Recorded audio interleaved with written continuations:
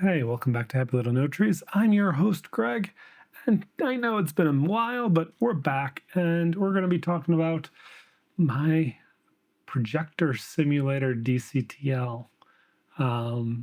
Yeah, this is something that I've been working on. If you've seen some of the other videos, this node tree here might look familiar, but it was built off of a ton of stuff going on in Fusion, and nobody really liked that because nobody wants to go to Fusion, especially if they're colorists. They don't know what they're doing in Fusion. And so we have here now, I took the base dice simulator code, rewrote it all, and turned it into presets that I like, and made it do other things all the things that I put together in Fusion in a DCTL package. You run it as 3 in a stack like this, and then you have these other nodes that are available to make adjustments to the image.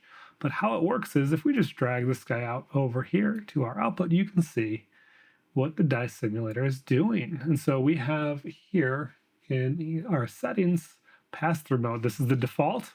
It's pass-through mode. We can do negative mode, and we can also do print mode. And what that does is it says run through the dice simulator code one time, and if it's negative mode, use the values that are preset for the code, the negative of stock.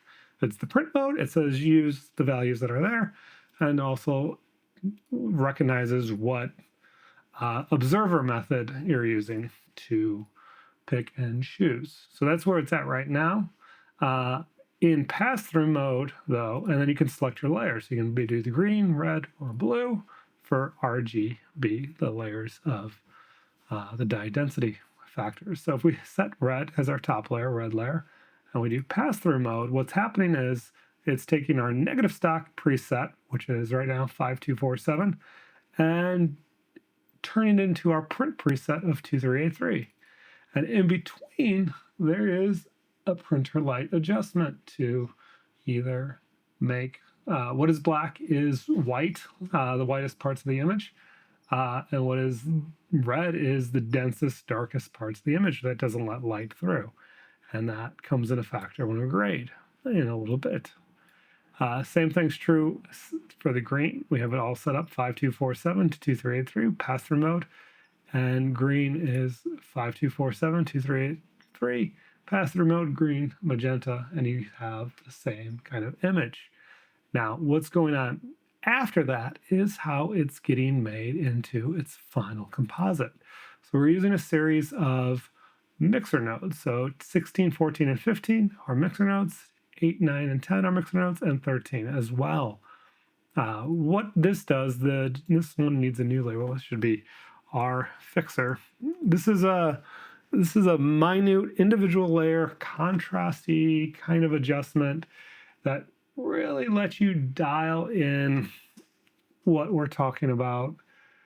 So at a baseline level, the first thing, let's just start. We're going to grade this image, and we're going to do it with this projector style. So we're going to pick our projector light. So we're going to say, right now, these two, this one is set to xenon, and this one is set to RG, or to a carbon arc. So we're going to set carbon arc, older theater, a little bit more reddish hue to the color of the projector light. And we go boop, boop, boop, boop. And now what we have going on here is that's our projector light. If we turn all this off, that's all that's coming out of our image. That is the brightest part you can see on our scopes. That is white. It is white, white, white, white, and it is based off of our nits. That is 255, 245, that's the values for this color of white, the projector light. What we have here coming out of this guy is our negative. Boom. There's our negative composite image. And that negative image is being subtracted from our light pass, so that when we put it all back together, we have an image. And yes, if you change the projector light, you can go crazy. It's going to change what that negative is working with in terms of what it's as dye density layers of that film strip is pulling from. So that's how it picks and chooses things. Does that make sense? I think I've demoed it before. Over here is kind of an overall contrasty adjustment. I'm still trying to figure out what is the best way to approach these adjustments so that you can efficiently set up and modify your image, because this one kind of happens a little bit globally. These ones are blends of how the negative gets put together. So how much strength, kind of more like a printer light, a little bit, the combination of the two. This one's more printer light-esque, or like an adjustment. I don't know. But kind of, I've been starting here. Like if I'm just going to start out of the gate, I kind of just want to set this. We're only working on the red channel to a place that seems happy. And we're going to kind of set our contrast out of the box. It's going to feel crunchy that we've just sandwiched everything down into the blacks, kind of giving it a notch where it's like, oh, it's a little dark, that's a little country, that's a little contrasty. We're watching our vector scope, we're watching our waveforms, just kind of seeing what's there. When we come back here, though, we're going to be able to adjust this now and dial back that red channel so that the blacks, this is why I haven't done any videos, is because I got this cold that is giving me coughs. And greens can just bring some of that back into those shadows. And that's where we're kind of just balancing that low end of the image out right there and bringing some of that back. Then we got some work we can do here where we can make adjustments like we were doing with printer lights. This kind of affects exposure to a degree. This is an adjustment that is happening in between, like I said, the different dye simulations. So you kind of get that going. And we're just working it nice and easy. It's all knobbies. Nice little balanced image here. It's not too shabby of an image. This line here is kind of the main line for making tweaks. You can adjust the red exposure, kind of make it change how it's contrast. I like to bring it up a little bit. So this is linear. This is linear grade by Jed Smith. You can see right there, we're feeling it. Got a little bit of that, and we might go to the green. I might work that exposure, bring that one up a little bit too. Expand it a little. And maybe with the blue, we're gonna tweak that. Oops, turn that back on. We're really just kind of trying to find, we're just grading the image the way we want to grade it. I mean, that's one of the beauteous things to this. Once I have this baseline contrast set, sometimes I'll come in and work in here to make offset adjustments to the channels.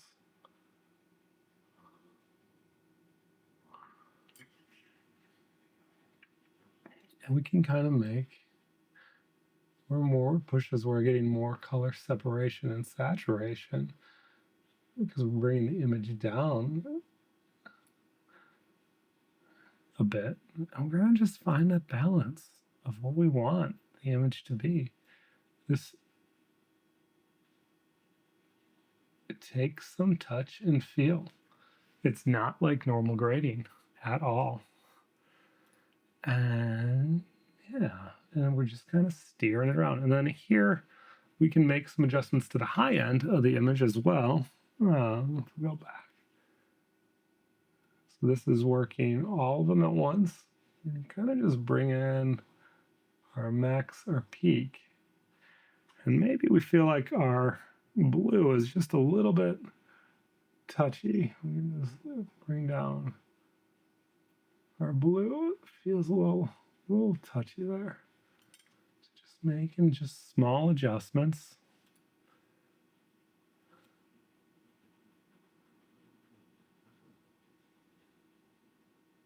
To how that image sits with us.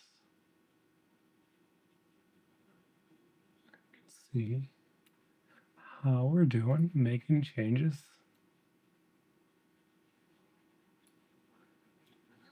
So it's kind of like get it to where you want it. And then the thing is, you're able to kind of take this. We have this other grade that we're doing on this image from over here. We can just apply this grade over, and we're kind of in the same place. We feel like it's a little bit dark, and that's fine. Mainly once we've set the look, I kind of don't want to touch these guys.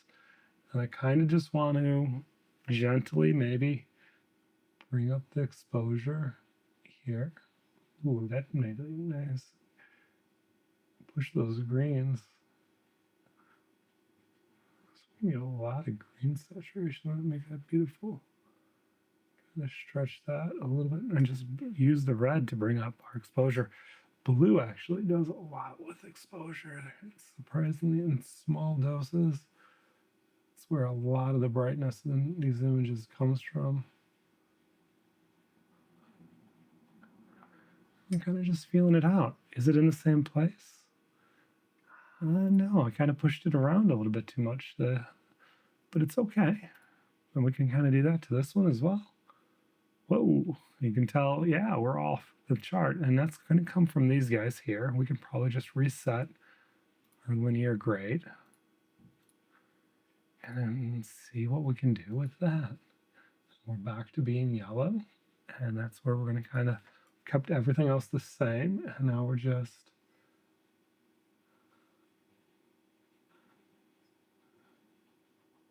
for me in this image, I'm really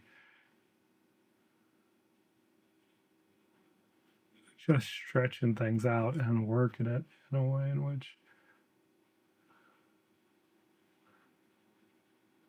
I'm giving that separation.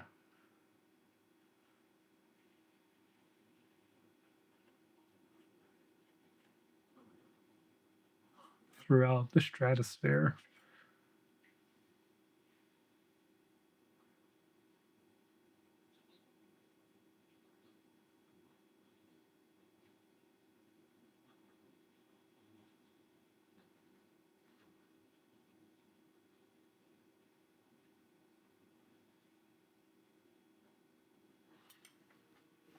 Yeah, so just kind of one of those things. You're just playing around. It's a different way of grading the images and feeling it out.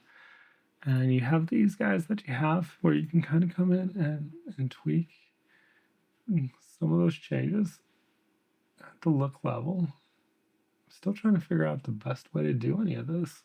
It's the first time, because before, like, it was really hard to do it because you would get playback wise, you'd go watch, say this, and you'd get doing it all in Fusion. You get one on a 10, even on a 1080, you get like 1 frame per second. But here, now that it's all in the color page in a DCTL that's kind of been written and optimized, this is 4K and we're getting 1012. So like it's like 10 times boost in performance to make this image be reflective. And the thing is, like, once you got a lot of the set, you can be like, I don't really like that stock. And now I can mix and match stocks from my red layer can be a different stock than my green and blue layer. We can kind of get all wishy-washy with what's going on. And that's how you're going to get something crazy like the Joker. Because everything else is great. And all we did was make some tweaks. We just bumped it up to my other settings. Oh, wow, look at that. That is a completely different look. Very washed out. Can we bring color back if we had it set like that? Sure. There's ways to do that. That's very vintagey, though. Kind of like it. We got these blends as well if we want to pull out some of the color from before it gets to certain points as well. We might make a tweak. Might be here that we're getting that high end. I just kind of bring that down a notch. Let's see.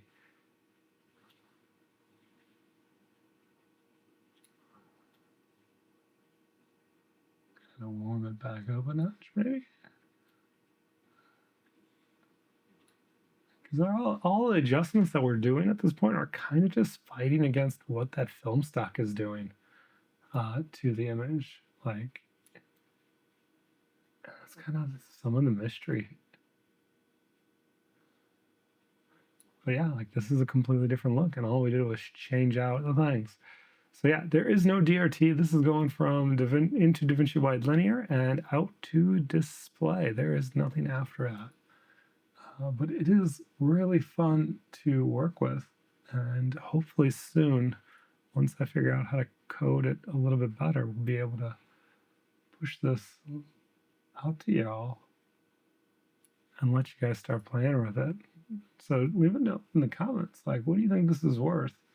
Would you use a tool like this? And what else do you want to see? I'm kind of coming back to filming some videos. So, booyah. Let's go back to this one. Yeah, this one. I like that one. That one's nice. Yeah. Anyways, I'll see you in the next video. Ta-ta for now.